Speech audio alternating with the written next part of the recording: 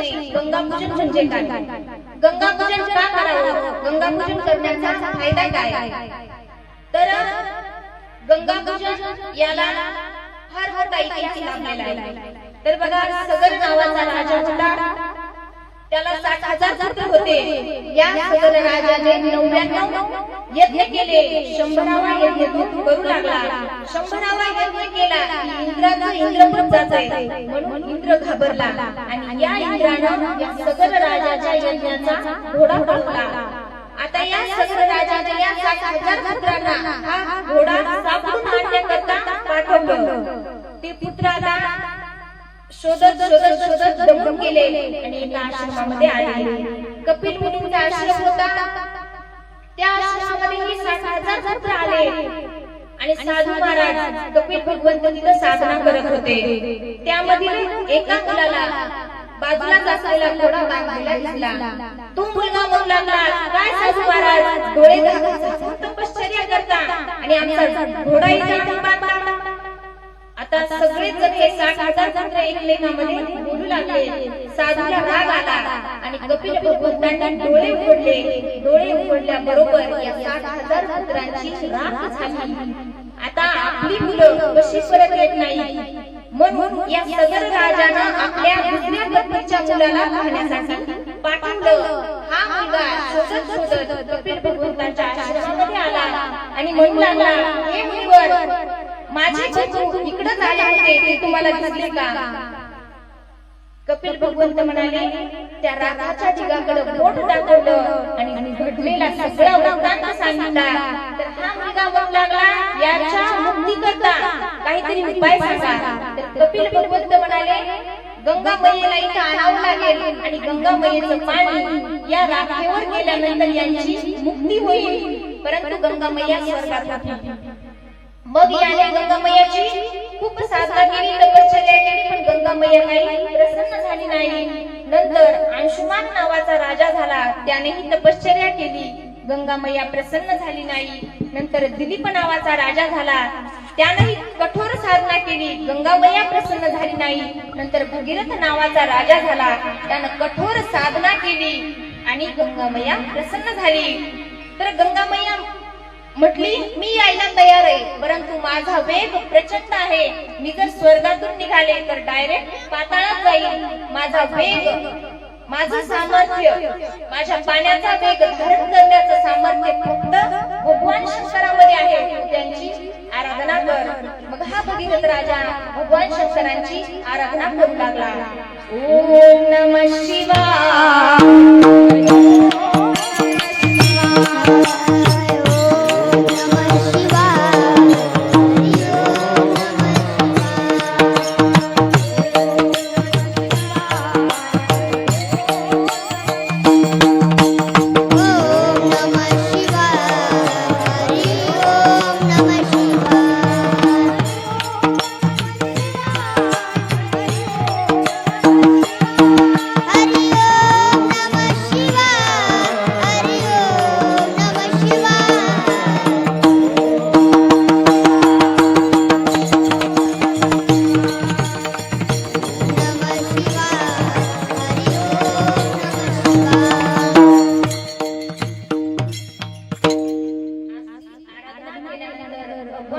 प्रसन्न झाले आणि त्यांनी गंगा मैयेचा वेग धारण केला. नंतर भगीरथ राजा म्हणू लागला, गंगा मैयेला आपल्या जटामध्ये न बांधता तिला फुलं सोडा. असं केल्यानंतर सृष्टीने आपली एक जटा उपसली आणि त्यामधून गंगा मैया प्रकट झाली. भगीरथ राजा पुढं आणि गंगा मैया पाठीमागं. असं करता करता भगीरथ राजा कपिल मुनींच्या आश्रमात आला आणि त्या गंगेच्या पाण्याचा स्पर्श या राखेच्या ठिकाणी झाल्याबरोबर या 60,000 पुत्रांना मुक्ती प्राप्त झाली. म्हणून आजच्या जीवनामध्ये गंगेच्या पाण्याचा वापर करतात. तर दुसरा प्रश्न आहे, महाराज, ही मुक्ती प्राप्त झाली, आम्हाला त्याचा फायदा काय? आम्ही गंगापूजन का करावं? गोड जेवण का करावं? तर बघा, याला दोन फायदे. पहिला फायदा पितरांचा आहे. जो व्यक्ती गेला त्याला फायदा. तर त्याला काय फायदा आहे? तर आपले पितर यमाचे यमदत्त यातना भोगत असतात, त्यामुळे त्यांची मुक्ती व्हावी हे मी सांगत नाही, तुकोबराय सांगतात. स्वर्गीचे पूर्वज इच्छितात वंशी पुनराचा भावाकली, यमाचे यमदत्त चुकील नर वंशी झाल्या एक हरिभक्त. ते तर आशा करतात माझ्या वंशामध्ये कुळामध्ये एकतरी हरिभक्त जन्माला यावा, जेणे आमचं गंगापूजन करावं, जेणे की आमचं गोड जेवण करावं, म्हणजे आम्हाला मुक्ती भेटेल. हा झाला पितरांचा फायदा. बघा आपला फायदा काय? बघा सध्याचं कॉम्प्युटर टेक्नॉलॉजीचं युग आहे. मग या आधुनिक युगामध्ये 10-13 वर्षाचं हे करणं म्हणजे माणसाला वाटतं इतकं टाइम जातो, दुसरं वाटतंय खर्च भरपूर लागतो.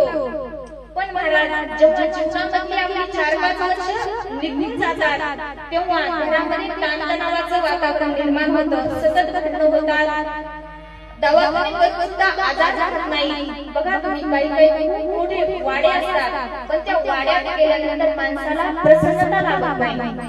गेल्या असं सुद्धा त्या घरामध्ये गेल्यानंतर मग असं समाधान नाही भेटल्यास कोणत्या घरामध्ये अकाली मृत्यू होतात, तरुण मुलांची मृत्यू होतात.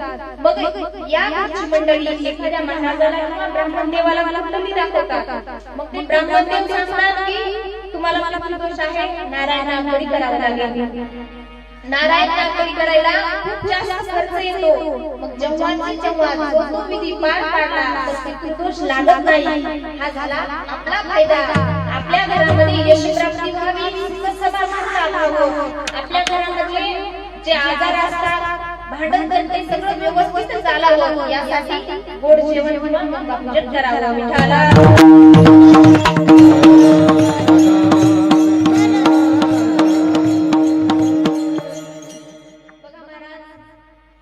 जे बाबा आहेत त्यांना आपल्याला जाऊन आज 14 दिवस झाले, त्यांच्यासारखा चेहरा आपल्याला या 14 दिवसामध्ये पुन्हा पाहायला मिळाला नाही. या 14 दिवसात सोडा असे कित्येक दिवस येतील, कित्येक दिवस जातील, परंतु आपल्याला यांच्यासारखा चेहरा पुन्हा पाहायला मिळणार नाही. आता एवढे नातेवाईक जमा झाले, पाहुणे मंडळी जमा झाले, परंतु या बाबांसारखा चेहरा आज दिसतोय का? नाही. एकदा का माणूस गेला तो पुन्हा परत कधीच दिसत नाही. एक वेळेस सूर्य जर ढगाळ गेला तर तो कधी ना कधीतरी दिसू शकतो, परंतु माणूस एकदा मातीच्या आत गेला तर तो कधीच दिसत नाही. पण इथं जो जन्माला आलाय तो एक ना एक दिवस जाणारच आहे. ज्ञानोबराय ज्ञानेश्वरीमध्ये म्हणतात, उपजेते नाशे नाशिले नरकटिसे हे घटिका नरकसे परिभ्रमेगा.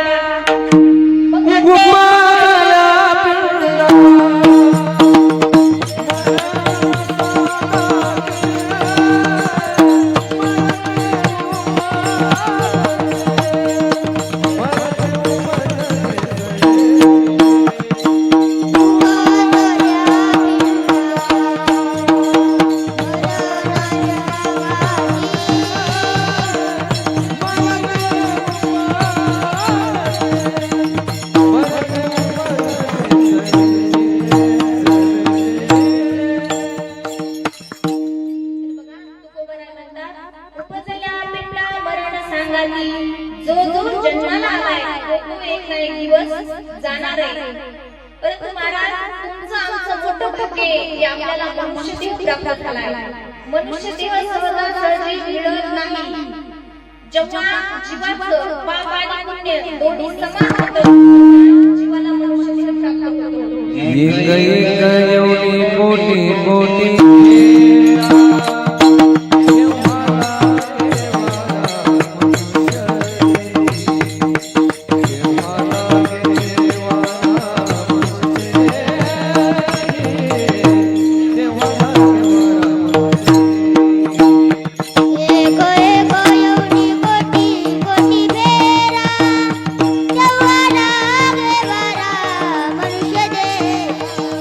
देवाला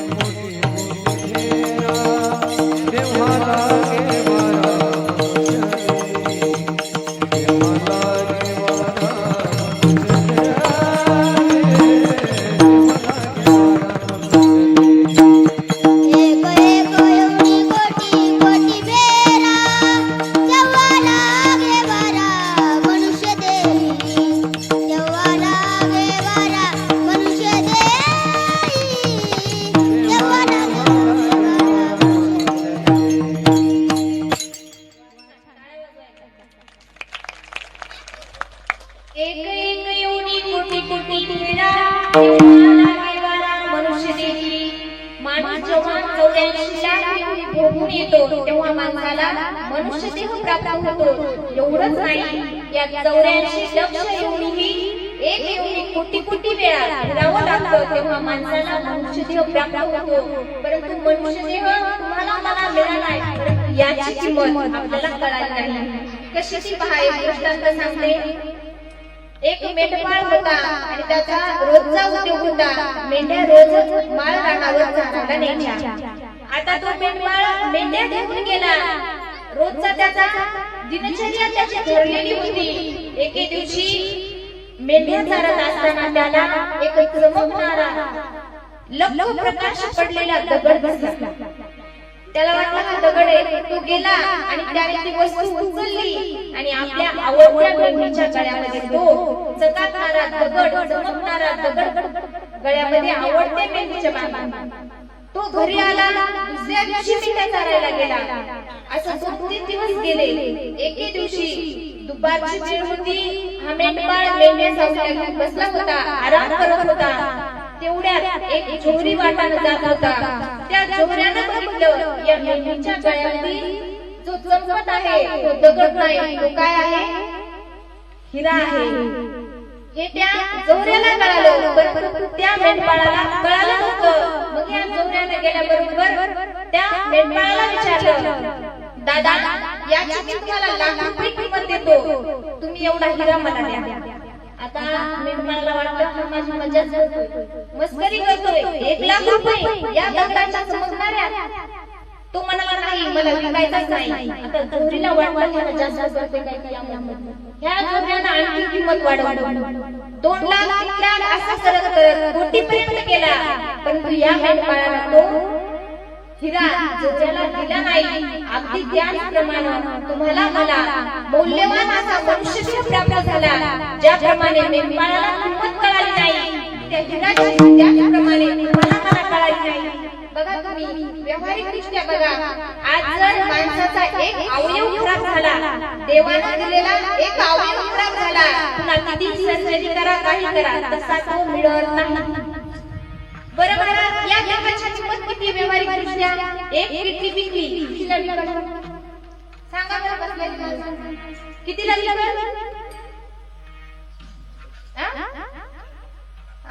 2 लाख. 2 लाखाला एक विकली, दुसरी किडनी 2 लाख, 4 लाख झाले. डोळे विकले, डोळ्याची किंमत किती? एका अवयवाची किंमत कोटीच्या घरात आहे महाराज.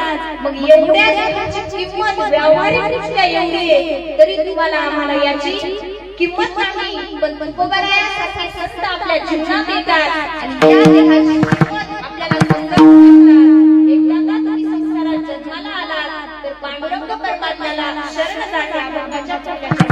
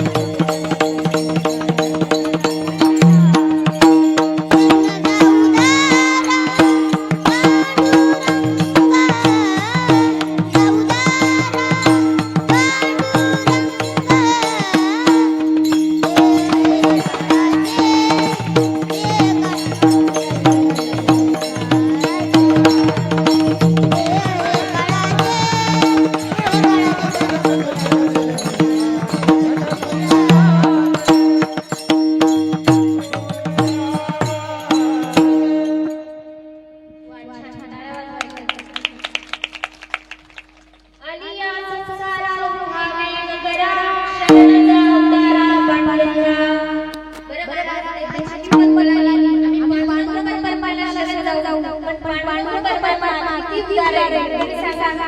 तर बघा श्री संत जनाबाई यांच्या जीवनातील प्रसंग. संत जनाबाई खूप लहान होत्या आणि आषाढीला पंढरपूरला वारकरी आले होते आणि वारकऱ्यांचा काम गंगापूरमध्ये पडला. आता गंगापूरमध्ये वारकऱ्यांचा काम पडला आणि संत जनाबाई आपल्या वडिलांना लागल्या. संत जनाबाईला आई होत्या, वडिलांना लागल्या. बाबा हे सगळे वारकरी कुठे झाले तेव्हा वडिलांनी लग्न केले. जमुया दीपा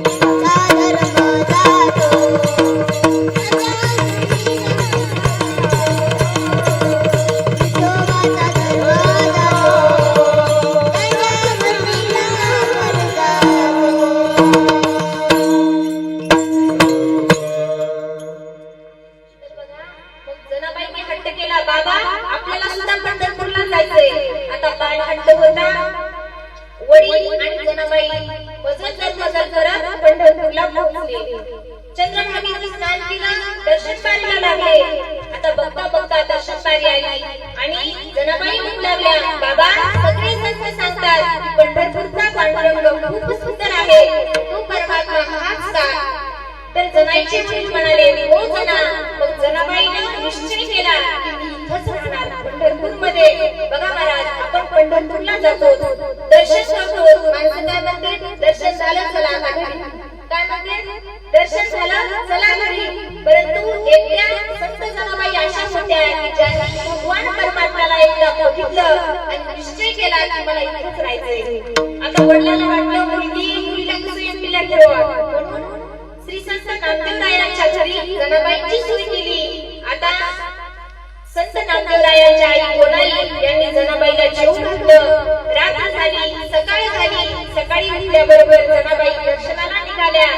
परंतु गोनाई म्हणाली, अगं जना कुठे निघालीस? दर्शनाला निघाले.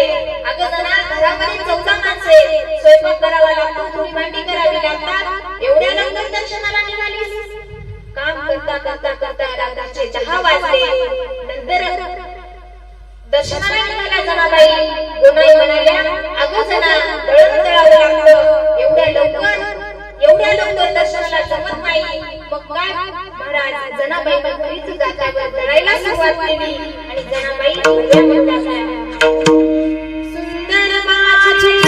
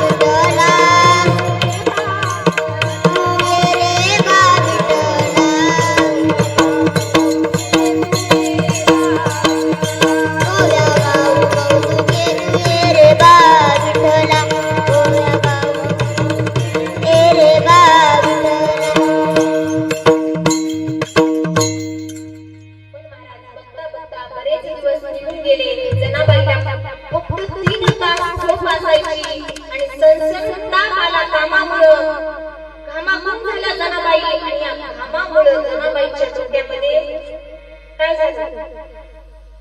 उवा झाल्या. आता जनाबाईला आई नव्हती, परंतु उवा काढण्यासाठी महिला लागते, बाई लागते. जनाबाईच्या उवा कोण काढणार? मुद्दाम थोडं कमी दर्जाचं उदाहरण सांगितलं, कारण पांडुरंग परमात्मा एवढा उदार आहे महाराज.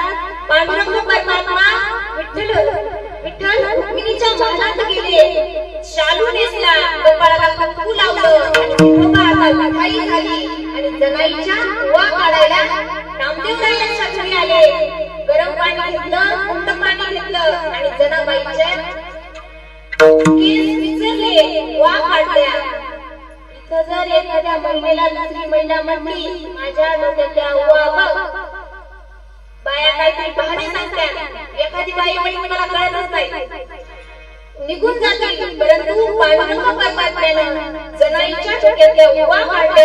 एवढंच नाही महाराज, स्वतः मारल्या सुद्धा. मग एवढा उदार असणारा पांडुरंग परमात्मा, याला तुम्ही शरण जा. कशासाठी? उवा काढण्यासाठी नाही. हे उदाहरण सांगितले. तर मग पांडुरंग परमात्मा उदार आहे महाराज, जाता येईल शरण. एवढी काय गडबड आहे? तर तुकोबाराय म्हणतात, हा देह काळाचाच होते, कधी ना कधी जाणार आहे. या मताचं देह हे काळाचे, धन कुबिराचे. देह हे काळाचे, धन कुबिराचे. देह हे काळाचे, धन कुबिराचे. देह हे काळाचे, धन कुबिराचे.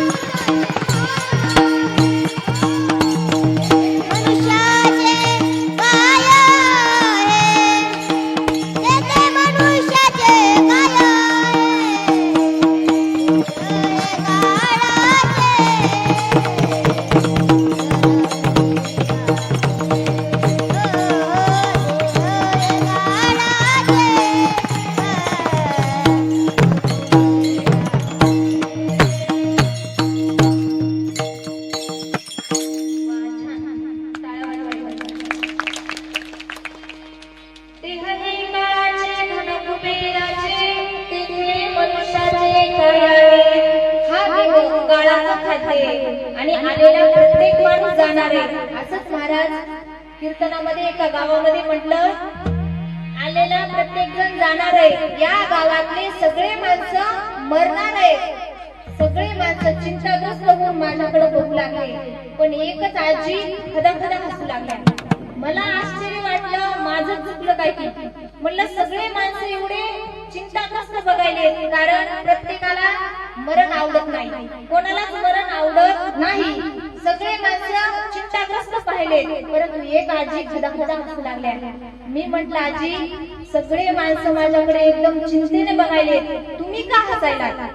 आजी म्हटल्या, ताई तुम्ही म्हटला या गावातले सगळे माणसं मरणार आहेत, मी या गावची नाही, मी दुसऱ्या गावची. महाराज, दुसऱ्या गावचं जरी असलं तरी पण जाणारच आहे, कारण मरणाच्या ठिकाणी वशिलेबाजी चालत नाही. आपण जर सरकारी दवाखान्यामध्ये गेलो, मोठ्या एखाद्या कशाचा लाभ घ्यायचा आहे आणि तेथील जर पदाधिकाऱ्याची आपली ओळख असली तर तो लाभ आपल्याला लवकर मिळेल, तिथं वशिला चालेल. परंतु मरणाच्या ठिकाणी वशिलेबाजी चालत नाही. नाहीतर श्रीमंत माणसांनी यम न्यायला आला 40-50 हजार दिले असते, म्हटलं असतं, हे यमराजा 4-5 वर्ष काय आता फिरू नका. असं माणसं श्रीमंत माणसं म्हटले असते, मग श्रीमंत तेवढे जगले असते, गरीब तेवढे गेले असते. पण मरणाच्या ठिकाणी वशिलेबाजी चालत नाही. तिथं तुमची पंतप्रधानाची ओळख असू द्या, राष्ट्रपतीची असू द्या, त्यांचं सोडा, यांना सुद्धा जावं लागते महाराज, कारण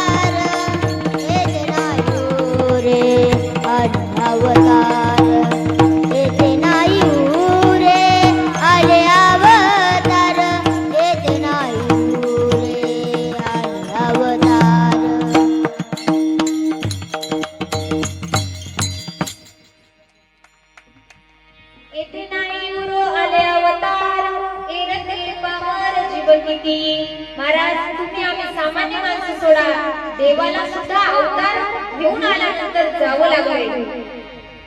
मग जायचंय तर प्रत्येकाला आहे, कारण इथं आपल्या देखत गेले, आपल्या समोर आपले आजोबा गेले, कोणाचे पंजोबा गेले, कोणाचे वडील गेले, आपल्या डोळ्याच्या समोर गेले. अजमेला पंजामेला बाप मसना गेला. अजमेला पंजामेला बाप मसना गेला.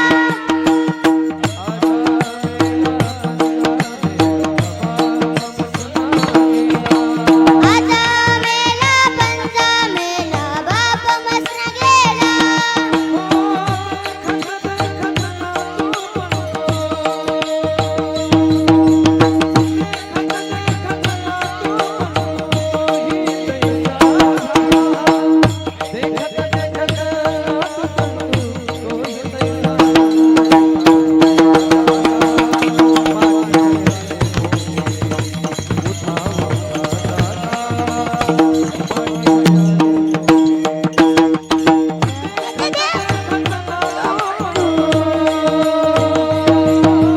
देखत देखत नातू पंतू तोही तळसा झाला.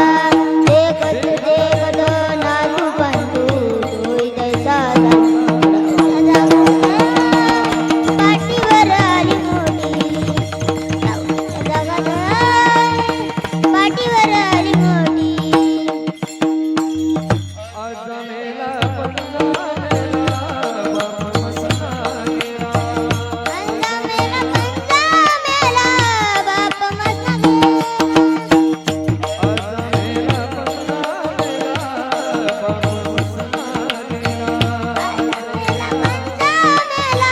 बाप मसना गेला. पंजामेला बाप मसना गेला.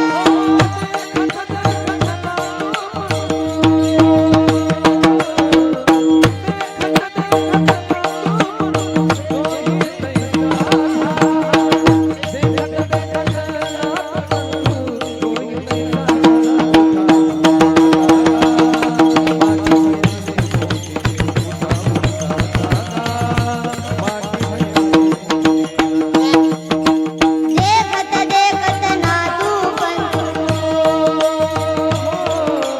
देखत देखत नातू पंतू तोही तळसा झाला. देखत देखत नातू पंतू तोही तळसा झाला. पाठीवर आली मोठी, उठता उठता जागा, पाठीवर आली मोठी.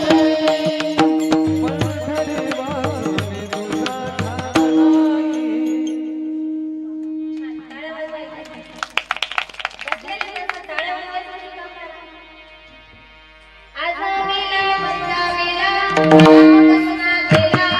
देखत देखत नातू पंतू तोही तैसा झाला. ही माणसं आपल्या डोळ्यात देखत गेलेत महाराज. मग या कथातावर, या संसारातल्या प्रत्येक वस्तूवर भगवंताचा हक्क आहे. आपला हक्क काहीच नाही. जन्माला घालणारा तो आहे आणि नेणारा सुद्धा तो आहे. या भागाच्या तिसऱ्या तदेव विद्वानेता देव गीता, देव गीता नेता देव गीता, देता देव गीता नेता देव गीता, देता देव गीता नेता देव गीता.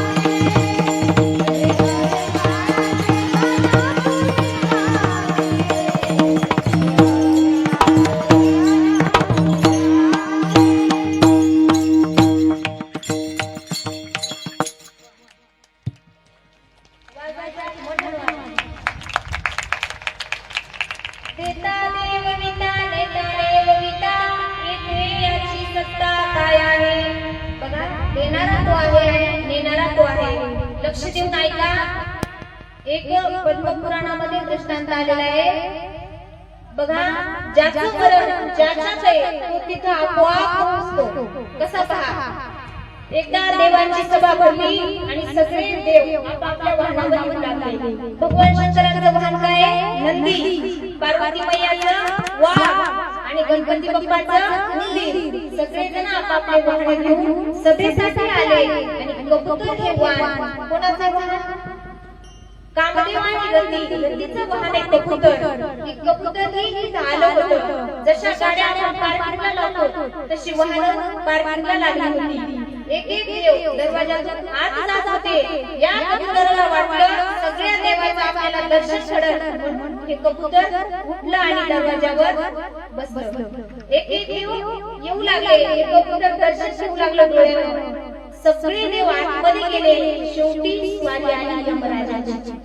आता यमराजाचं नाव घेतल्यावर तुम्ही जसे थोडे घाबरला तसंच हे कबूतर थोडं घाबरलं, थरारलं आणि योगायोगानं काय झालं, त्या यमराजाचा पाय थोडा अडकला. त्याची नजर या कबुतराकडे गेली. आता तुम्ही जसं सतर्क झाला तसं ते कबूतर असं थरथर कापायला लागलं. हा यमराजा आतमध्ये गेला. ही गोष्ट या कबुतरानं गरुडाला सांगितली.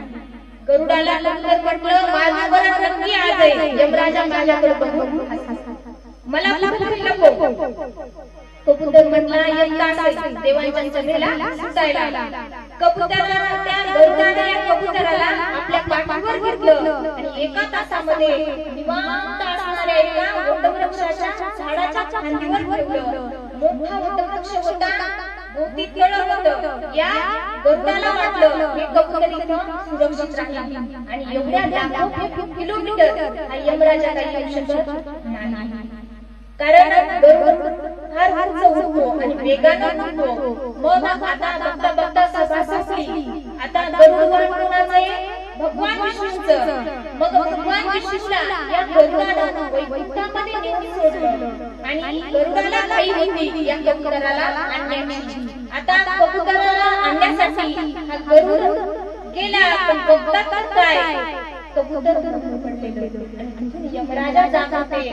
या गरुडाने प्रश्न विचारला, हे यमराजा, माझ्या मित्राला वाचवण्यासाठी मी एवढ्या लांब याला आणून सोडलंय आणि तुम्ही का नेलं? तर यमराजा म्हटले, मी हसतोच यासाठी होतो की या कबुतराचं मरण एका तासाने दिलंय. आणि ते कुठे गेलंय? एका लांब असणाऱ्या वटवृक्षाच्या झाडाच्या फांदीवर दिलंय. आता हे कबूतर किती उडालं म्हणजे त्या वटवृक्षापर्यंत पोहोचेल याचा मी विचार करू लागलो म्हणून. पण तुम्ही का ऐकत केलं? गरुडाने काय केलं? त्या कबुतराला त्या वटवृक्षावर आणून सोडलं. म्हणजे त्या कबुतराचं मरण तिथंच होतं. त्याचप्रमाणे माणसाचं मरण जिथं आहे तिथं माणूस आपोआप पोहोचतो. बघा, तुम्ही पंढरपूरला जाणारे माणसं म्हणतात, पंढरपूर आलं, पंढरपूर आलं, पंढरपूर आलं. पंढरपूर आलं का? नाही, ते सोलापूर जिल्ह्यातच आहे. आलं का? इथं आलं का पंढरपूर? नाही, ते सोलापूर जिल्ह्यातच आहे. पण इथली माणसं गाडीने तिथं गेली, काय म्हणली? पंढरपूर आलं, पंढरपूर आलं. तसं आपलंही मरण त्याच जागेवर आहे. आपण काय म्हणतो? मरण आलं, मरण आलं, मरण आलं. मरण आलं नाही, आपण जगत जगत जगत ते आयुष्य तिथपर्यंत काढलं आणि माणूस गेला. आपण काय म्हणतो? मरण आलं. मरण येत नाही, त्याच्याच जागेवर. विठाला वाचा विठाला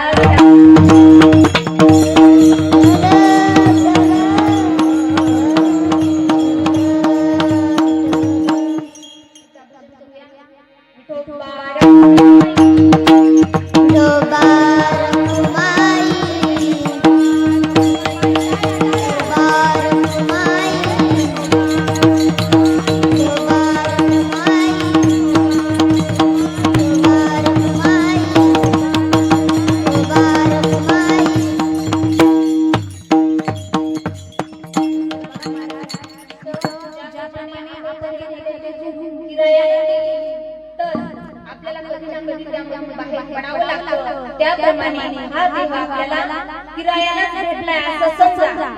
हा देव म्हणजे जिथे असं समजू नका. कारण तुकोबाराय म्हणतात, माझं माझं म्हणूनच मनुष्य वाया गेला. निमित्ताचा निमित्ताचा धनी निमित्ताचा धनी निमित्ताचा धनी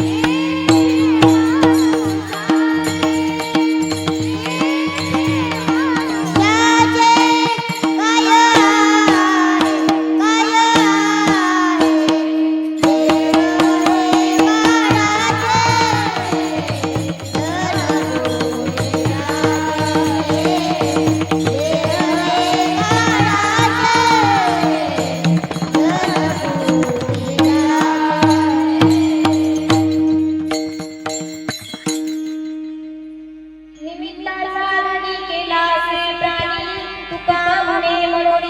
केला तर बघा महाराज अभंगावर बोलण्याचा आपण प्रयत्न केला आता आई वडिलांवर बोलण्याचा थोडासा प्रयत्न तर जोपर्यंत आपले आई वडील जिवंत आहेत तोपर्यंत आपल्याला त्यांची किंमत कळत नाही परंतु एकदा का आपले आई वडील गेले तर माणसाला पुन्हा पाहायला मिळत नाही तेव्हा त्यांची किंमत जास्त कळते आणि सध्याच्या युगामध्ये असं झाले महाराज महाराष्ट्रामध्ये बरेच वृद्धाश्रम निघाले आणि वृद्धाश्रमामध्ये सुशिक्षित व्यक्तींच्याच आई वडील जास्त आहेत गोरगरीब माणसं शेतामध्ये कष्ट करून आई वडिलांना सांभाळतात परंतु नोकरदार व्यक्ती सुशिक्षित व्यक्ती म्हणून आपण नोकरदार नसू द्या सुशिक्षित काही व्यक्ती आई वडिलांना वृद्धाश्रमात ठेवायचे ज्यांनी आपल्याला चालायला शिकवलं त्याच आई वडिलांना जेव्हा चालता येत नाही म्हातारपणी तेव्हा आपण त्यांचा आधार व्हायला पाहिजे तेव्हा लेकरं कंटाळतात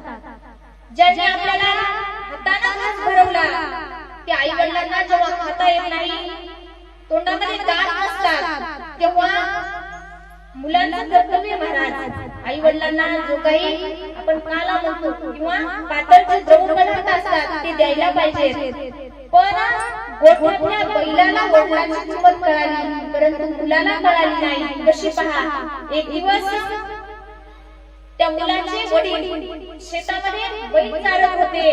आपला बैल दुसऱ्याच्या शेतात जाऊ नये, बांधावर चारत असताना दुसऱ्याच्या शेतात जाऊ नये म्हणून बापानं लांबूनच आवाज दिला, ए सरजा, हीर मागावी.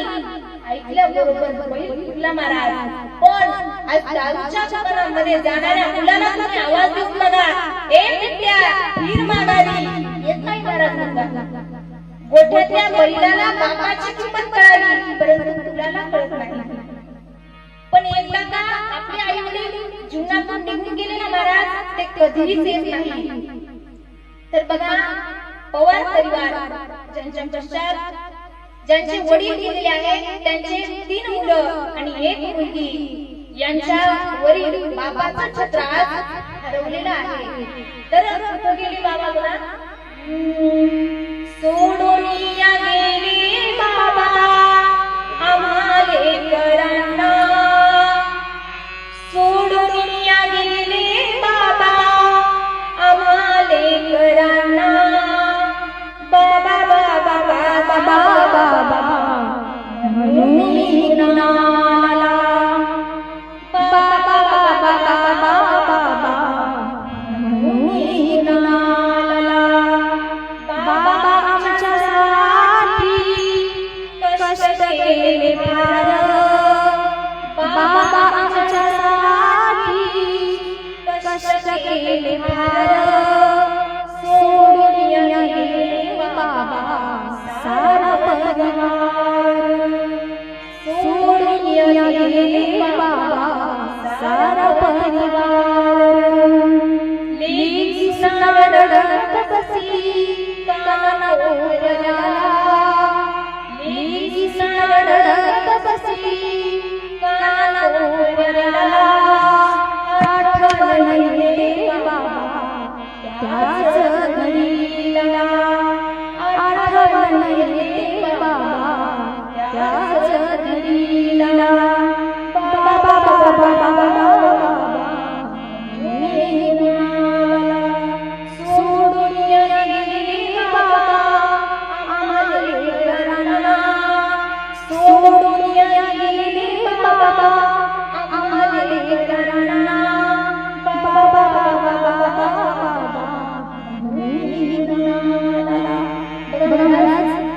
शेजारच्या आई वडिलांना किंवा शेजारच्यांना आपण कितीही आई बाबा म्हटलं तर ते आपले आई बाबा होऊ शकत नाही. आई वडिलांइतकं निस्वार्थी प्रेम करणारं जगात कोणीच नाही. आई वडिलांइतकं श्रेष्ठ दैवत या जगात नाही. बघा, दिवाळीचा सण आला होता. बाबानं मुलाला आणि मुलीला कापडाच्या दुकानामध्ये नेलं. तसा मुलगा म्हणू लागला, बाबा 2000 रुपयाचा ड्रेस घ्या. तर बाप म्हणाला, तुला काय करायचा 2000 रुपयाचा ड्रेस? 1000 रुपयाचा ड्रेस मुलाला घेतला. परंतु मुलीवर बाबाचं प्रेम जरा जास्त असतं. या बाबानं मुलीला म्हटला, बाप तुला कितीचा ड्रेस घ्यायचा घे. पण बाबाला माहितीये मुलीला परिस्थितीची जाण असते. त्या मुलीनं हलका ड्रेस काढला. पण बाबाला माहितीये मुलगी कधी ना कधी परक्याच आहे, दुसऱ्याच्या घरी जाणार आहे.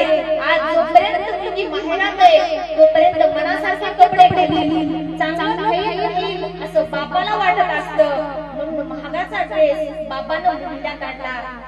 पूर्ण दिवाळीमध्ये सगळेजण नवीन कपड्यावर होते, परंतु बाप मात्र जुन्याच ड्रेसवर दिवाळी साजरा करतो. कधीतरी बाबा पण बघा, अहो ड्रेस जाऊ द्या, बापाची बनियान एकदा पहा. गेलेल्या काळात, मागच्या काळात खूप लोकांनी गरिबी भोगली. त्यांना माहिती गरिबी म्हणजे काय. बापाचं बनियान तुमच्या ठिकाणी बघा तुम्ही फाटलेलं असतं आणि तो बाप सर्व घरासाठी काबाड कष्ट करत असतो. माझ्या डोळ्यात पूर्णिमेनं पुसताना, माझ्या डोळ्यात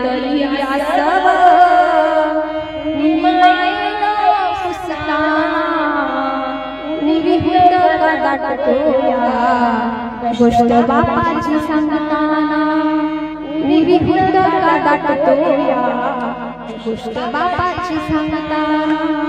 त्याच्या फळक सजनाला किती प्रियाला जोडलेली, शशात रळवली उभ्या आयुष्याला त्या शशात रळवली मन कसरस होतया मन कसरस होतया मी बाबा विविध काढतोया दुष्ट बाबाची सांगताना दुष्ट बाबाची सांगताना भरलेला घासपुटका माझ्या इराला मुखात भरलेला घासपुटका माझ्या इराला मुखात त्याचा जन्म कष्टाचा पण सदा मी सुखात त्याचा जन्म कष्टाचा पण सदा मी सुखात त्यानं बघितलं सपन त्यानं बघितलं सपन पाला उसाचा काढताना उरी हुंद का दाटतोया दुष्ट बापाची सांगताना दुष्ट बापाची सांगताना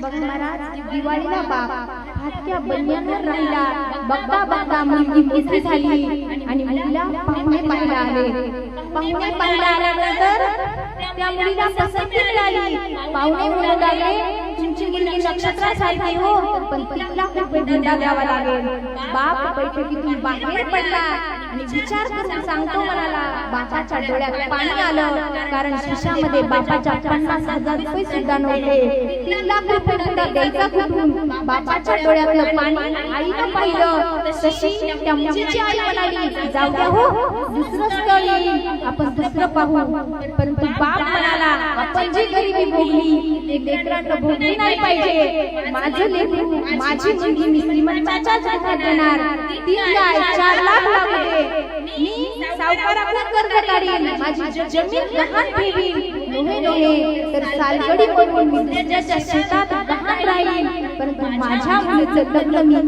अगदी थाटामाटात करीन हे बापाचे उद्गार आहेत महाराज आई जरी घराचं मांगल्य असली तरी त्या घराचं अस्तित्व बाप असतो आई जरी मंदिरावरचा कळस असली तरी बाप त्या मंदिराचा पाया असतो स्वतःला जमिनीमध्ये गाडून ठेवण्याचं काम बाप करतो बघता बघता लग्न जवळ आलं आता बापाच्या पैशाची जमवाजमव चालू झाली जो बाप भर चौकात कडक इस्त्री घालून फिरणारा बाप आज पाहुण्या रावण्यांच्या दारात पैसे मागायला जात होता कशासाठी मुलीच्या लग्नासाठी जो बाप ताट पाण्याने जगत होता तो बाप आज पाहुण्यांना म्हणत होता तोपर्यंत उसने पैसे द्या हो लग्न झालं की मी परत करीन काही पाहुण्याला दया आली 4-5 हजार पाहुणे देत होते परंतु बरेच पाहुणे बहाणे सांगत होते कारण टायमाला आपली माणसं कामाला येत नाही मग महाराज या बापानं जमीन विकली सावकाराकडून कर्ज काढलं स्वतः सालगडी म्हणून दुसऱ्याच्या शेतात बाप गहाण राहिला लग्नाचा दिवस उजळला सगळेजण मेकअप करून नव्या साड्या घालून नवे कपडे घालून फिरत होते परंतु बापाचं लक्ष होतं स्वयंपाकाकडे आचार्याकडे बाप चक्रा मारत होता माझ्या मुलीच्या लग्नात स्वयंपाक कमी पडला नाही पाहिजे बापाचं लक्ष होतं बघता बघता लग्न लागलं पाठीची वेळ आली आणि ही मुलगी आईच्या गळ्याला रडत गेली म्हणत गेली हे आई बाबाला डायबिटीसचा त्रास आहे शुगरचा त्रास आहे आई दम्याची गोळी चालू आहे आई मी गेल्यानंतर गोळ्या घेऊन नको आई बापाच्या गोळ्या आई खूप तिखट भाजी करतेस ग सपक भाजी बाबाला आवडते तिखट भाजी करू आई मी गेल्यानंतर सपक भाजी कर इथपर्यंत ध्यान लेख ठेवत असते आणि रडता रडता ही लेख म्हणते बाबा कुठे माझे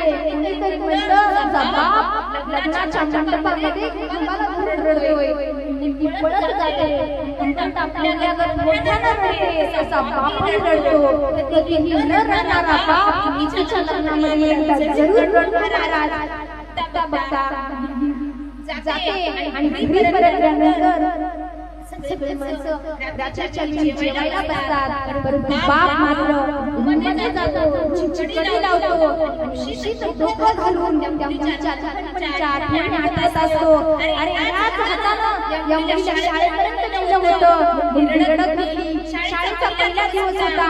बाबा मला अशी चप्पल नको हो, नवीन चप्पल घ्या मुलगी म्हणत होती. चप्पल आणली होती. बघता बघता माझी लेक मोठी झाली होती, पोळ्या करत होती. करपली पोळी बाप आनंदाने खात होता. सगळ्या आठवणी आठवून आठवून बाप शिशीमध्ये डोकं घालून रडत होता. सर्व कवींनी आईचे गुण गायले. बऱ्याच महाराजांनी आईच्या सर्व व्यथा बांधल्या सर्वांनी, परंतु बाप हा पडद्यामागचा कलाकार असतो. बापाचं गुणगान गाणं या तासामध्ये शक्य नाही महाराज. गेलेला बाप परत येत नाही, परंतु जोपर्यंत आपले आईवडील जिवंत आहेत तोपर्यंत आईवडिलांची सेवा करा. बघा तुम्ही मला जमतंय का? तर श्री संत सेवालाल महाराज सांगतात, कोई कीनी जो मत, कोई कीनी जो मत,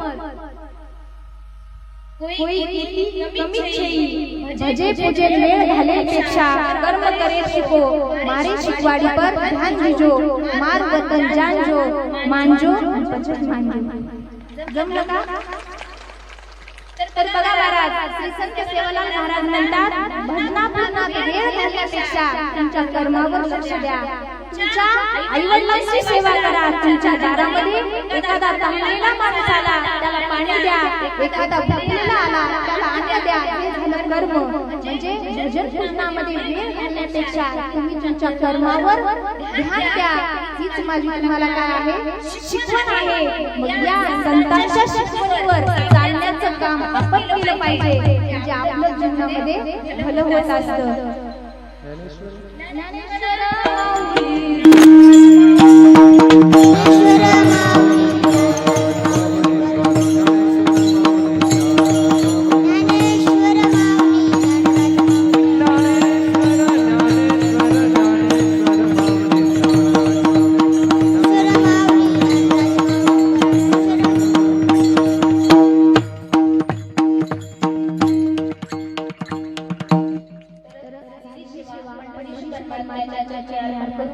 श्री संत सेवालाल महाराजांच्या चरणी अर्पण करून सेवेला पूर्णविराम देऊ. तत्पूर्वी कीर्तनात बोलत असताना एखादा चुकीचा शब्द केला असेल तो मला परत करा.